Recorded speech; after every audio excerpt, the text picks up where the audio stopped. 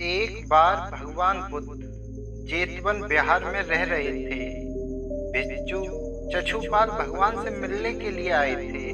उनके आगमन के साथ उनकी दिनचर्या, व्यवहार और गुणों की चर्चा भी हुई। भिक्षु चछुपाल अंधे थे। एक दिन बिहार के कुछ भिक्षुओं ने कुछ मरे हुए कीड़ों को चछुपाल की कुटी के बाहर पाया और उन्होंने चछुपाल की निंदा करनी शुरू कर दी कि उन्होंने इन जीवित प्राणियों की हत्या की। भगवान बुद्ध ने निंदा कर रहे उन भिक्षुओं को बुलाया और पूछा कि क्या तुमने भिक्षु को कीड़े मारते हुए देखा है? उन्होंने उत्तर दिया, नहीं।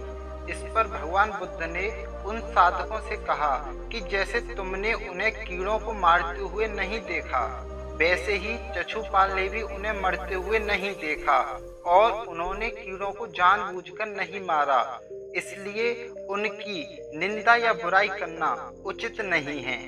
भिक्षुओं ने इसके बाद पूछा कि भगवान ये बताओ, चछुपाल अंधे क्यों हैं? उन्होंने इस जन्म में अथवा पिछले जन्म में क्या पाप किए? भगवान बुद्ध ने चछुपाल के बारे में कहा कि वे पूर्व जन्म में एक चिकित्सक थे।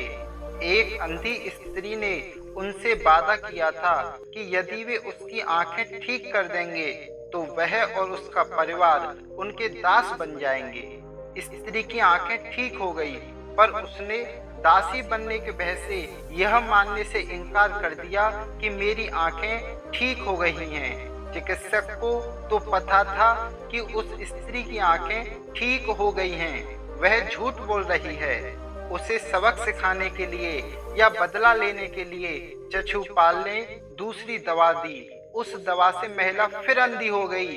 वह कितना ही रोई पीटी, लेकिन चछुपाल जरा भी नहीं पसीजा। इस पाप के फलस्वरूप अगले जन्म में चिकित्सक को अंधा बनना पड़ा। तो माय डियर, कहानी का मर्म सीधा सा है कि हमें कभी भी स्वार्थ से किसी भी व्यक्ति की सेवा नहीं करनी चाहिए। हमें निस्वार्थ भाव से व्यक्ति की सेवा करनी चाहिए ताकि हमको हमारे इस जन्म और अगले जन्म में कोई पाप ना लगे और ना ही हमको कोई संकट भुगतना पड़े।